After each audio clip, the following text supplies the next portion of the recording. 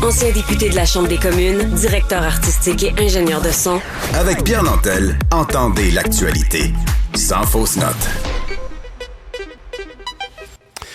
L'été vient d'arriver. On peut imaginer que pour plusieurs élèves, c'est comme, enfin, l'école est finie. Ils ont peut-être des camps de jour. Moi, je me souviens en tout cas que mes jeunes espéraient un peu de farniente. Puis finalement, on les avait pas mal bookés solides chaque jour de la semaine.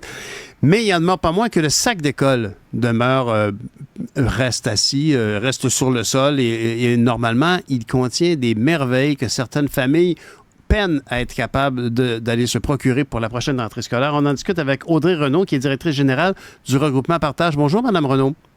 Bonjour, M. Nantel.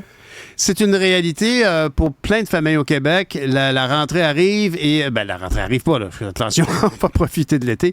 Mais il y a quand même des enjeux au niveau du regroupement Partage que vous présidez. Oui, exactement. Mais en fait, vous n'êtes pas si loin de la vérité quand vous dites que la rentrée arrive parce que vous savez, nous, depuis le mois de mai, on a des demandes de parents, de familles qui déjà nous contactent à tous les jours. Donc, depuis le mois de mai, on a des appels. Ah oui, hein? On vous entend pas bien pour le moment, mais... Tous les besoins de ces articles. On a perdu votre signal quelques secondes. Ce que vous me dites, c'est donc que c'est un vrai défi pour plusieurs familles. Voir la rentrée arriver, c'est une série d'articles d'articles chers à se procurer, puis il y a une pression sociale, évidemment, autour de ça. Exact. Puis ce que je disais, malheureusement, lorsque ça a coupé, c'est que nous, depuis le mois de mai, on reçoit des appels tous les jours de familles dans le besoin qui déjà anticipent la rentrée scolaire et demandent déjà de l'aide. Donc, quand vous dites que la rentrée est proche, elle est proche pour ces familles-là. Et ce qu'il faut comprendre, c'est que c'est non seulement le fardeau d'aller effectivement puiser dans le peu d'économies qu'ils détiennent pour aller chercher parfois un sac à dos neuf parce que l'ancien ne fonctionne plus, la série de listes d'effectifs scolaires qu'ils ont besoin. Et pour ça, malheureusement, c'est pas accessible à tout le monde. Et je publiais justement un papier dans la presse ce matin qui démontre un peu le portrait socio-économique des enfants québécois actuels. Et on sait que maintenant... C'est bizarre, ça. Votre réseau est très instable. Oui, effectivement, vous avez mentionné, entre autres, qu'en 2023, votre organisme est venu en aide à 7400 enfants. Une opération qui vise donc à s'assurer que chaque enfant pourra rentrer à l'école avec un sentiment de fierté et non pas de se sentir pointé du doigt parce qu'il y a le vieux sac à dos tout déchiré de son frère aîné. Exactement. Puis cette année, même, c'est 10 000 enfants que l'opération Sac à dos va soutenir dans plus de 30 points de service au Québec. Historiquement, on était à Montréal, mais on est sorti de Montréal et on est ailleurs au Québec, donc dans les Laurentides, dans la Naudière, Laval, Outaouais, Mauricie, Québec. Donc, on a déployé cette opération à l'échelle provinciale. Bravo. Tant la demande est forte. Le réseau Partage porte son nom, donc il y a une question de partage auprès des différentes familles qui ne vivent pas ces problèmes-là. Est-ce que vous avez aussi un partenariat avec des gens du privé, du commercial? Mais en fait, nous, notre organisme, on puise nos fonds exclusivement du privé. On n'est pas un organisme, malheureusement, qui est subventionné au niveau gouvernemental.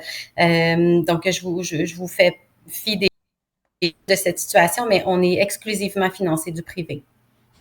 Et dans le concret, ça veut dire que si on est une famille qui anticipe la rentrée, qui se dit « Oh là là, ça va coûter très, très cher », comment on tombe sur le partenaire du réseau Partage qui est près de chez nous? Est-ce qu'il y a différents, je dirais pas le mot franchise, mais différents bureaux, différentes organisations locales?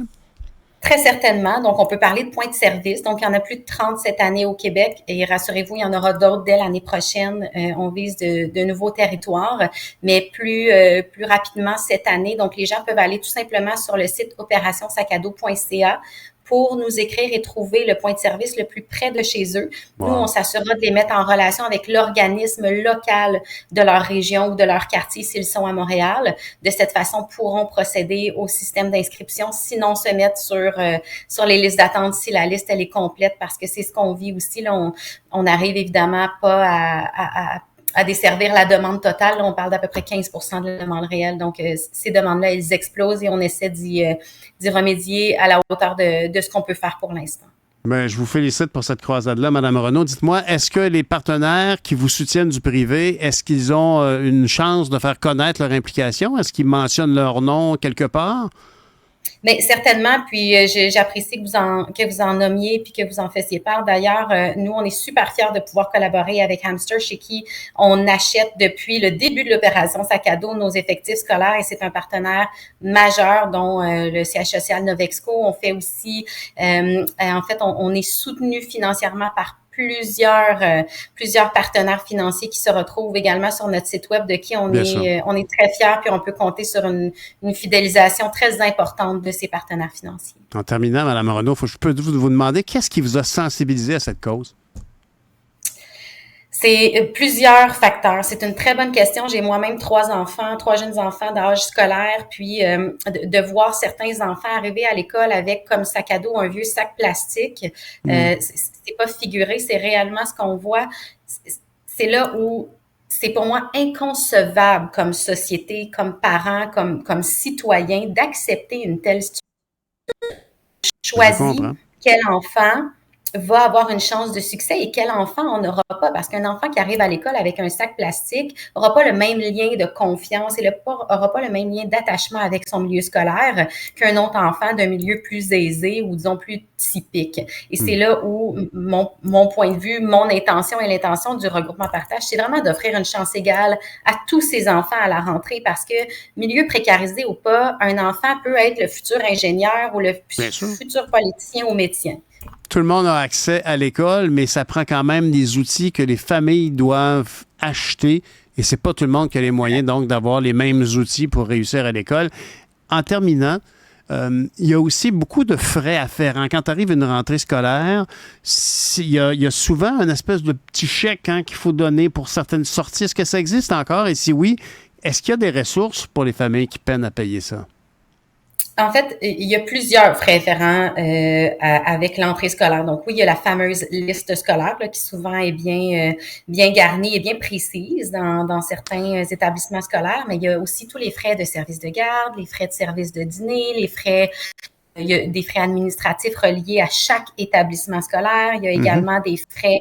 Il peut y avoir des frais d'ouverture de dossier XY selon aussi les besoins de l'enfant particulier ou non. Vous ne pouvez pas régler tout ça, vous ne pouvez pas vous occuper de tout ça, mais est-ce qu'il y a des ressources pour ça aussi? J'imagine que c'est complexe pour certaines familles. Là. C'est un casse-tête pour certaines familles qui peinent à mettre de la nourriture sur la table, de dire, ben là, je dois payer aussi toute cette liste-là de frais qui tombent dessus à chaque rentrée scolaire. Mais oui, auprès des organismes locaux qui d'ailleurs tiennent l'opération sac à dos, l'objectif est justement de mettre en relation les familles qui viennent chercher le sac à dos lors d'un événement très festif. On veut les faire rencontrer tous les intervenants de rue, tous les organismes autres qui pourront intervenir auprès de la famille au cours de l'année. Donc, l'objectif, une fois qu'ils participent à l'opération sac à dos, ben, c'est de pouvoir entrer en contact avec un représentant d'une aide alimentaire d'urgence, d'un foyer peut-être même de femmes battues, d'un aide aux devoirs. Donc, ce sont qui seront présentés lors de l'opération sac à dos selon les disponibilités de chaque quartier ou de territoire, bien évidemment. Ben, Mme Renaud, on vous félicite pour votre vertu, puis c'est pertinent. Je vous félicite vraiment de ce que vous faites et ça fait la différence pour un paquet de gens. Merci beaucoup. Tout le monde devrait s'inspirer de vos exemples. Merci beaucoup. Au revoir, Mme Renaud. Mme Audrey Renaud, qui est directrice générale du regroupement Partage. Merci. Eh bien voilà, c'est la fin de notre émission. On se reparle demain matin.